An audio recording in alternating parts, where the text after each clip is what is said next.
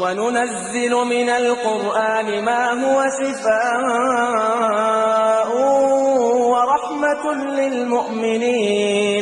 ورحمة للمؤمنين ولا يزيد الظالمين إلا خسارا. وإذا أنعمنا على الإنسان أعرض ونأى بجانبه وإذا مسه الشر كان يئوسا. قل كل يعمل على شاكلته فربكم أعلم بمن هو أهدى سبيلا. ويسألونك عن الروح قل الروح من أمر ربي وما أوتيتم من العلم إلا قليلا.